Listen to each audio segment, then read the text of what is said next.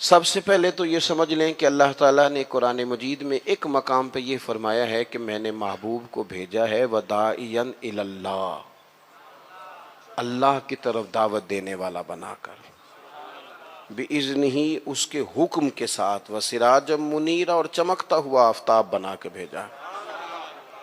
اللہ کے پیارے رسول صلی اللہ تعالیٰ علیہ وسلم نے ہمیں بتایا ہے کہ خالق بھی اللہ ہے، مالک بھی اللہ ہے، رازق بھی، تو پھر عبادت کے لائق بھی اللہ ہی ہے۔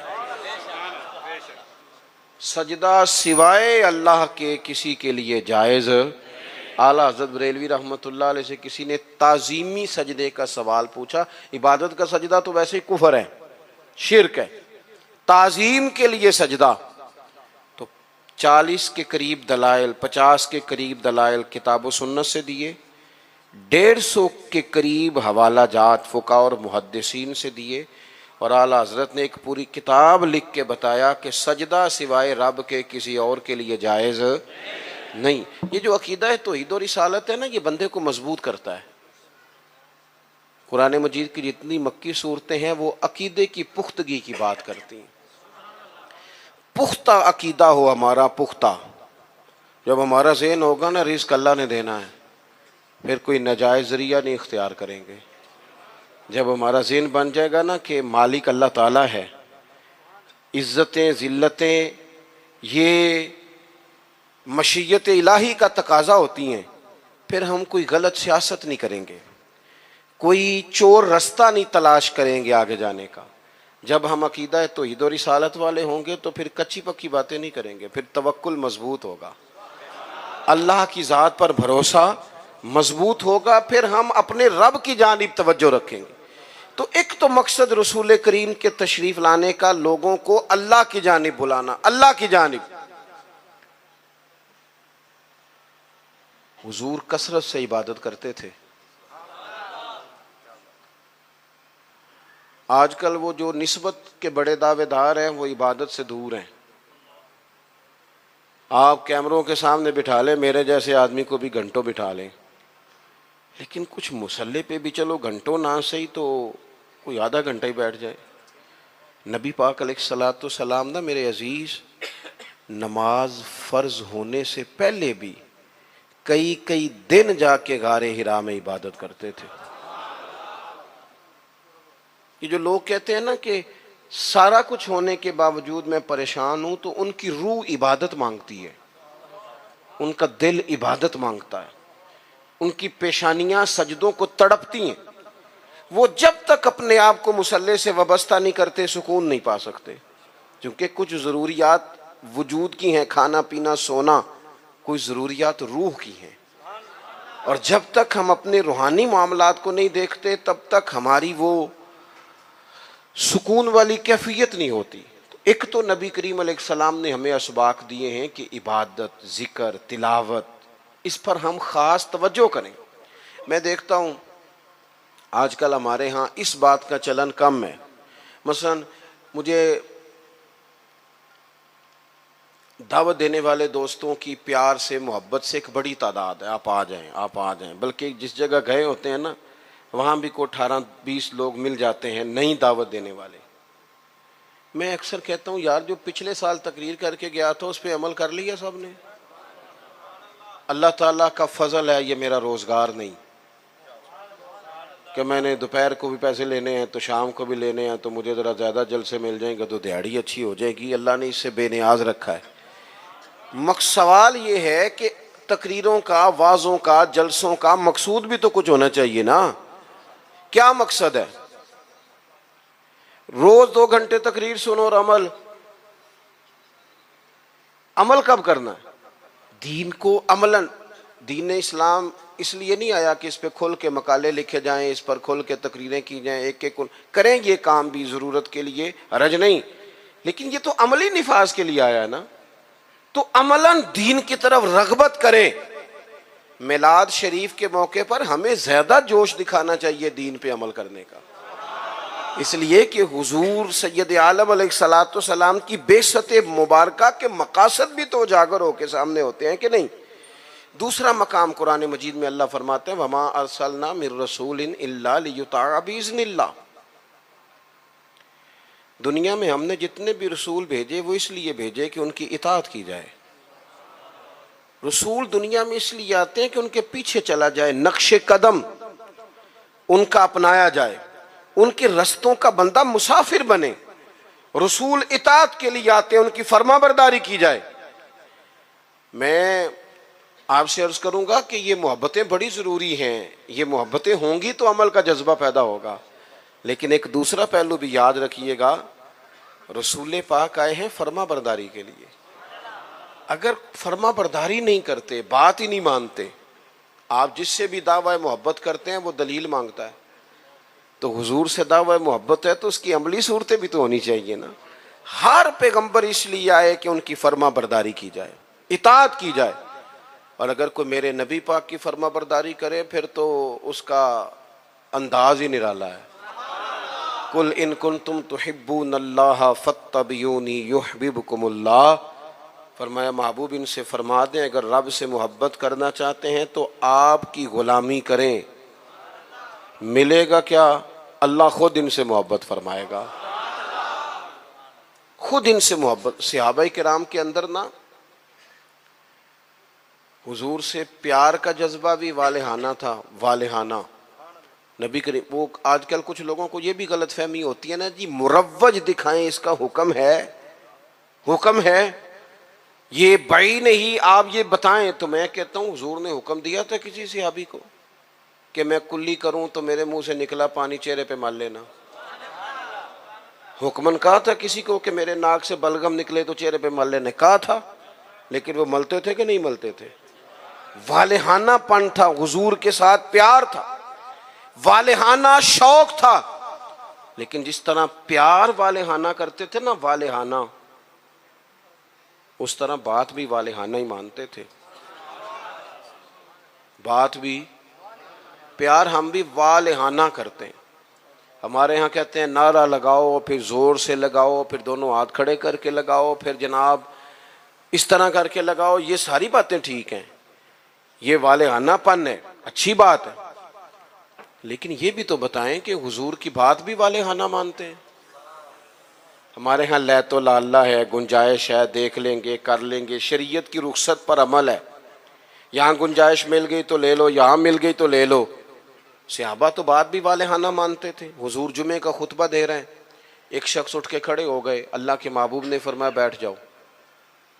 ایک صحابی اس کونے میں تھے ابھی مسجد کے قریب, ان کے کان میں آواز گئی بیٹھ جاؤ, وہ وہیں بیٹھ گئے.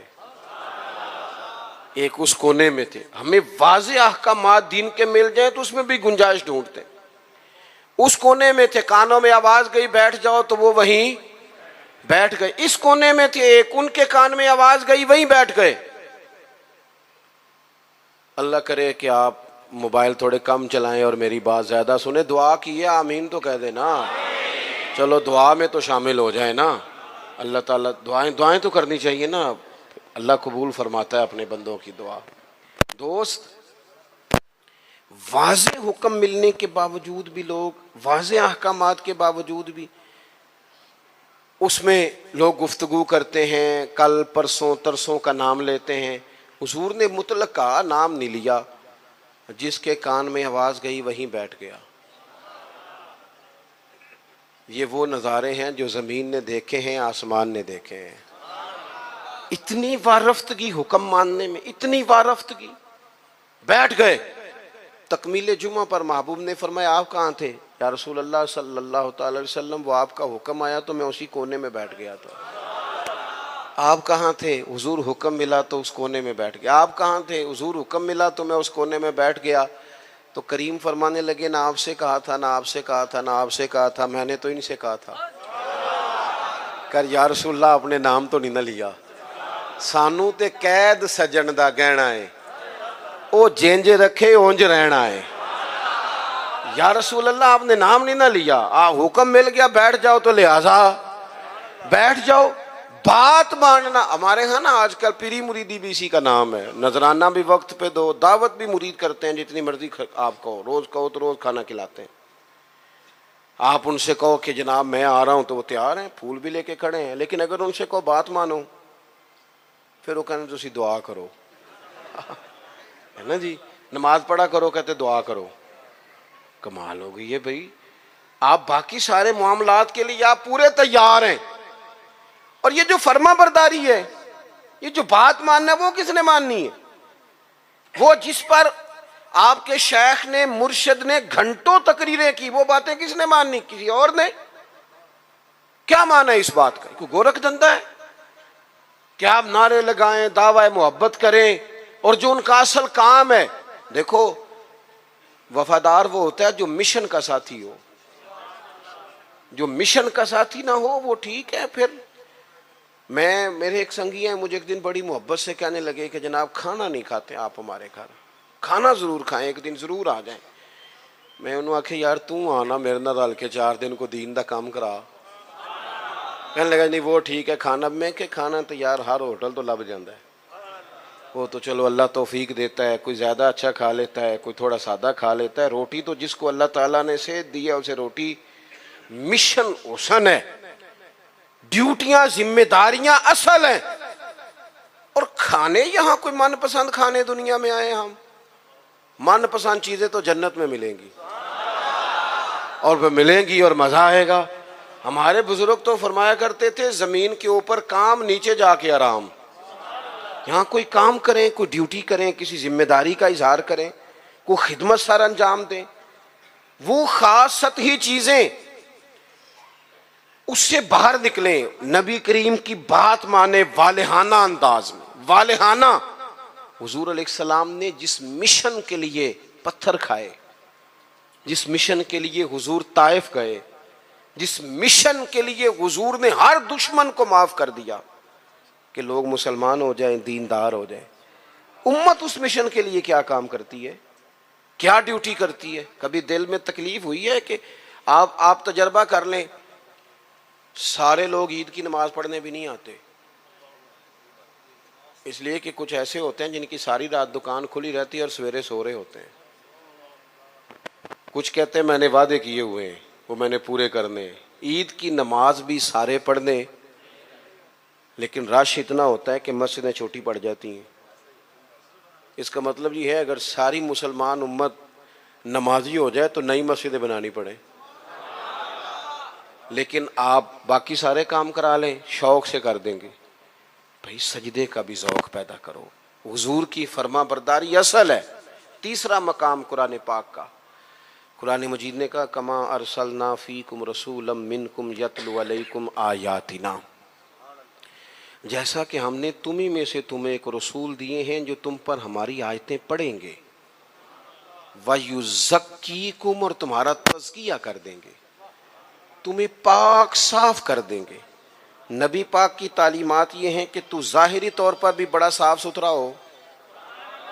حضور نفاست کو پسند کرتے, صفائی کو محبوب رکھتے, خوشبو کا استعمال کرتے, مسواک کو محبت سے استعمال کرتے, ظاہری صفائی بھی. اور ترمذی میں موجود ہے, حضور نے فرمایا اے انس بن مالک میرے بیٹے, ہو سکے تو صبح اس حال میں کرنا کہ تمہارے سینے میں کسی کا بغض نہ ہو. فرمایا یہ میری سنت ہے, اور جس نے میری سنت سے محبت کی اسی نے مجھ سے محبت کی.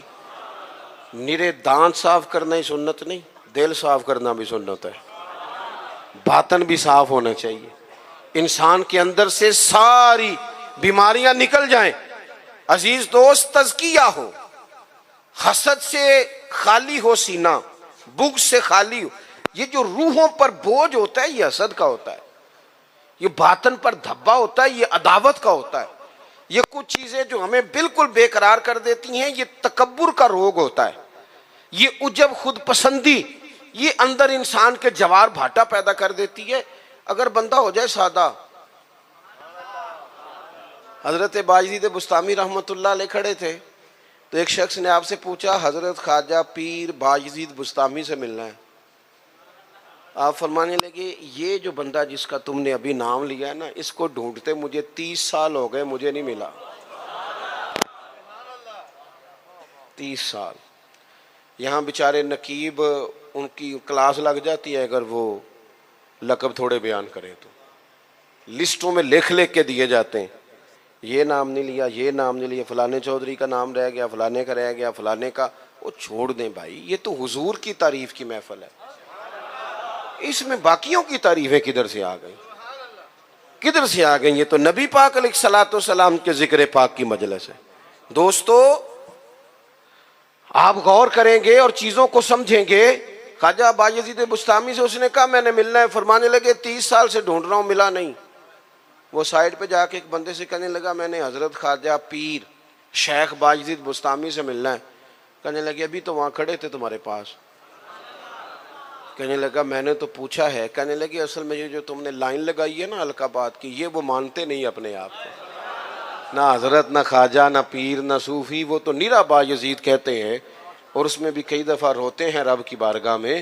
تو یہ جو القابات تم نے لگائے ہیں نا، ہمارا تو جناب بڑا عجیب منظر ہے۔ تو تزکیہ کے لیے حضور آئے، پھر فرمایا وَيُعَلِّمُكُمُ الْكِتَابَ وَالْحِکْمَةَ، حضور تمہیں کتاب سکھائیں گے، حکمت سکھائیں گے۔ حضور قرآن سکھانے آئے،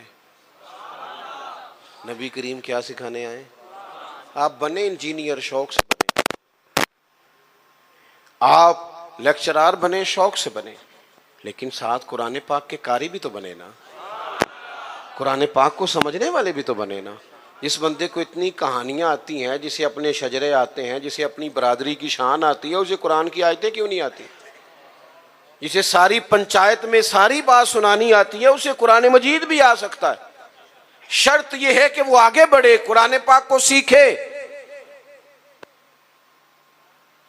ہم نا کچھ کام ہم نے بچوں کے ذمہ، میرے پاس ایک صاحب بچہ لے کے آگے کہنے لگے دعا کریں یہ پڑھ جائے، تو میں نے کہا آپ بھی کو 100 سال کے نہیں ہو گئے، میں دعا کرتا ہوں آپ دونوں ہی پڑھ جائیں۔ آپ بھی تو پڑھ ہی سکتے ہیں نا، آپ بھی تو توجہ کریں نا۔ ہم نا جناب وہ بعض لوگوں کا عجیب زاویہ نگاہ بن جاتا ہے، او بھائی آپ بھی پڑھ سکتے ہیں، آپ کیوں نہیں پڑھ رہے؟ او جی میری اب زبان موٹی ہو گئی ہے، تو میں نے کہا یہ کل آیا ہے واٹس ایپ سب نے سیکھ لیا ہے، یہ کل آیا، ای میل کرنا بھی آ گیا لوگوں کو، اور کمنٹس دیکھنا بھی آ گیا، اور بڑے بڑے لوگ جن کو نہیں بھی توجہ جن کی ہونی چاہیے تھی ان کی بھی توجہ، یعنی میں تھوڑا مصروف زیادہ رہتا ہوں، اور اب تو کچھ طبیعت بھی ٹھیک نہیں رہتی، دعا فرمائے اللہ تعالیٰ کچھ کام لے لے۔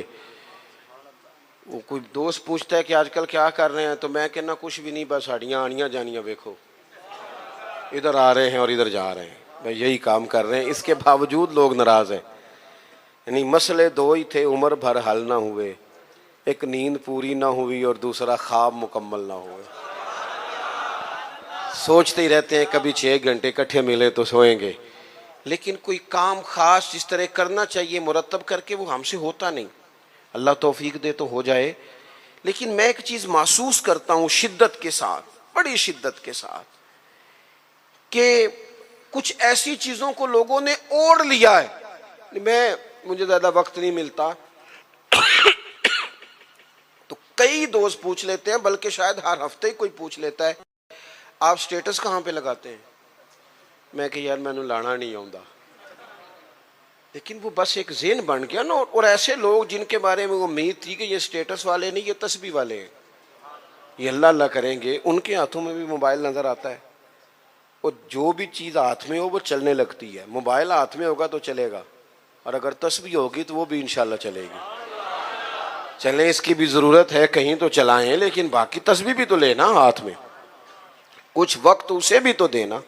تو میرے عزیز قرآن مجید کو سیکھیں، اور پھر فرمایا والحکمہ، حضور تمہیں دانائی سکھانے آئے۔ نبی پاک نے ہمیں باشعور کیا ہے۔ بصیرت کا جو نور دروازہ رسول سے ملتا ہے وہ کہیں سے بھی نہیں ملتا۔ حضور کی باتیں حکیمانہ، نبی پاک کے ارشادات انسان کو تازہ کر دینے والے، ذہن کی بند گرہیں کھول دینے والے، حضور کے ایسے فرامین۔ نبی پاک علیہ السلام نا انا نہیں جگاتے لوگوں کی۔ ہم جب کسی شخص سے گفتگو کرتے ہیں تو وہ رد عمل کے طور پر سخت ہو جاتا ہے، چونکہ ہم انا جگا دیتے ہیں۔ حضور انا نہیں جگاتے تھے، نبی پاک ضمیر جگاتے۔ حضور اس طرح کی بات کرتے تھے کہ سامنے والے کو تعلیم مل جاتی، ایجوکیٹ ہو جاتا۔ اس کی نفسیات قبول کر لیتی کہ یہ بات ٹھیک ہے، نفسیات قبول کر لیتی. ایک نوجوان نے آ کے کہا معاذ اللہ ثم معاذ اللہ، یا رسول اللہ مجھے زنا کی اجازت دے.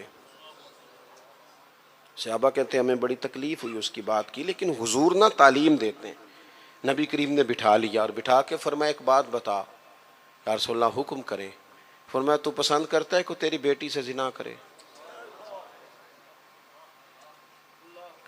اس کی آنکھیں کھل گئیں، یہ کیسے ہو سکتا ہے؟ فرمایا تیری بہن سے، ماں سے، خالہ سے، پھپھو سے، جو رشتے قریبی ہیں حضور نے گنوائے تو اس کی آنکھیں لال ہو گئیں غصے سے. یا رسول اللہ میں نام بھی نہیں لینے دیتا. اب حضور نے اس کے ذہن پر دستک دی. معاشرے میں جب آپ کسی چیز کو خریدنے نکلتے ہیں تو آپ پھر دکان بھی تو ڈھونڈتے ہیں نا کہاں سے لینی ہے. تو جس چیز کو آپ خریدنے جائیں گے یقیناً اس کی مارکیٹ بھی تو ہونی چاہیے نا، کہیں سے ملے گی وہ.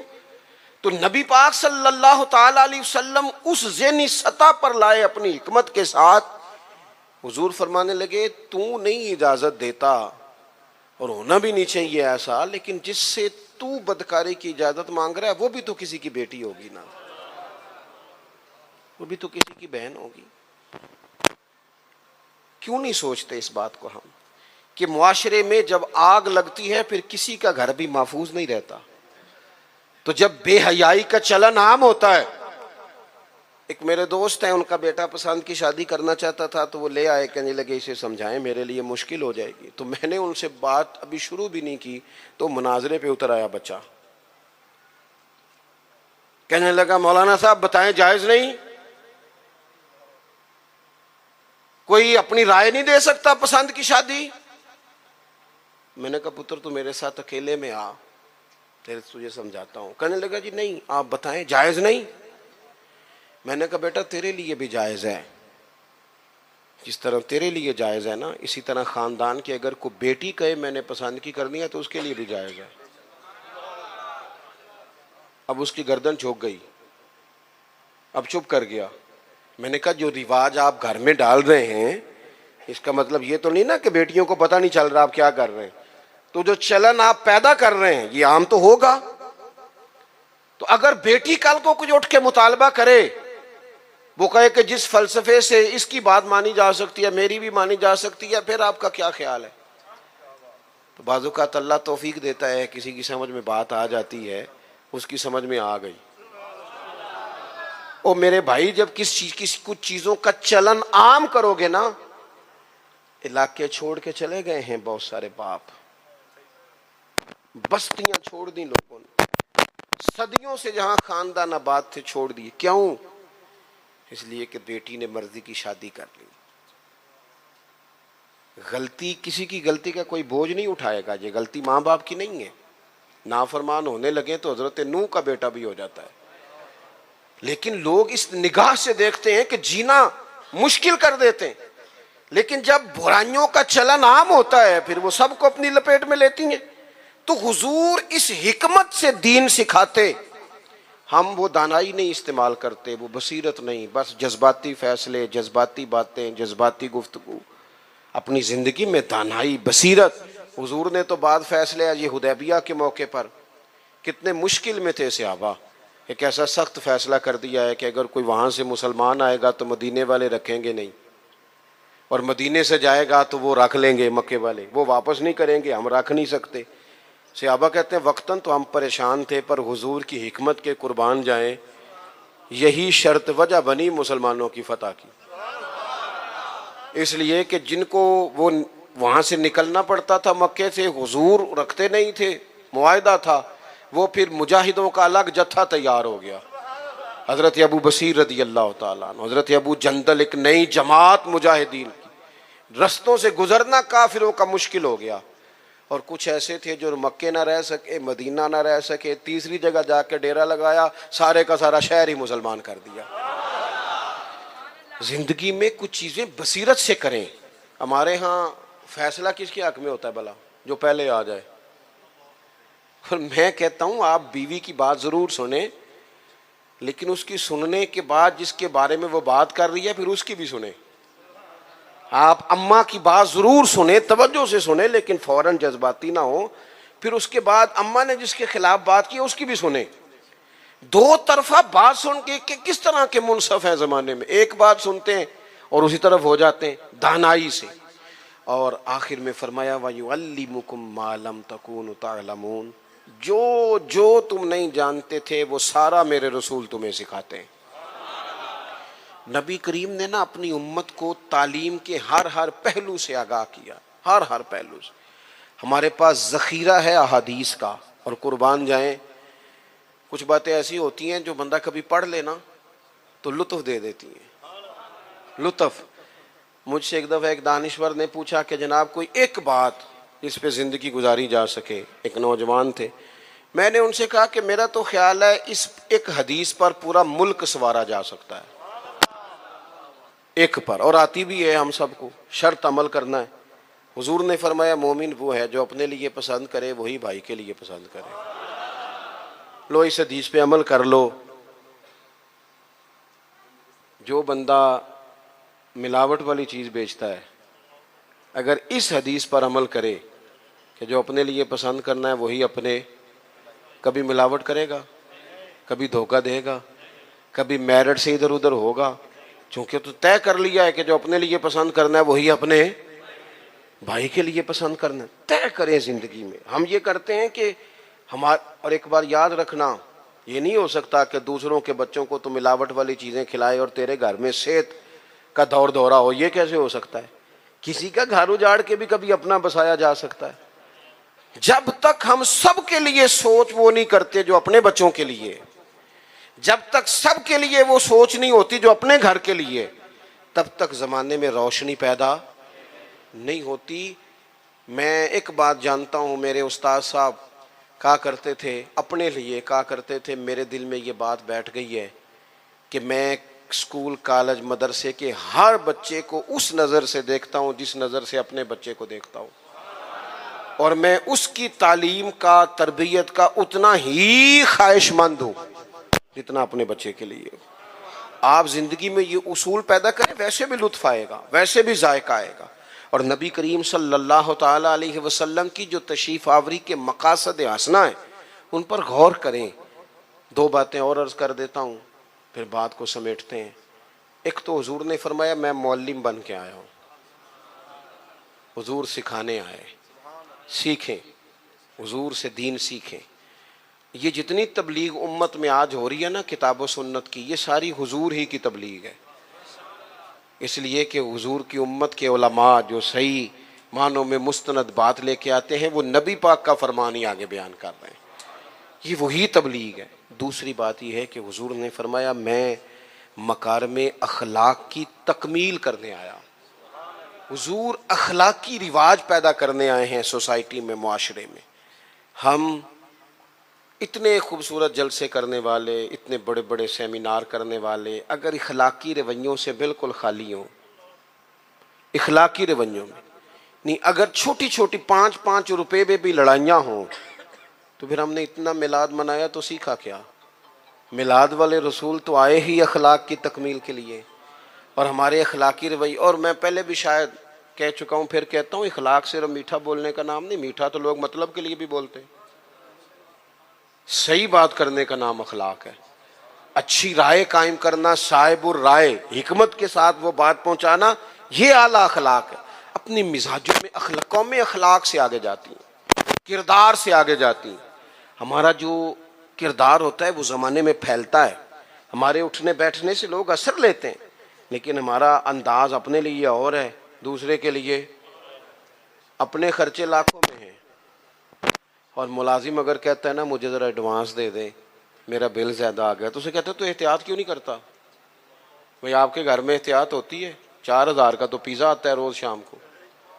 آپ کے لیے جو اصول ہے وہ دوسرے کے لیے کیوں نہیں ہے؟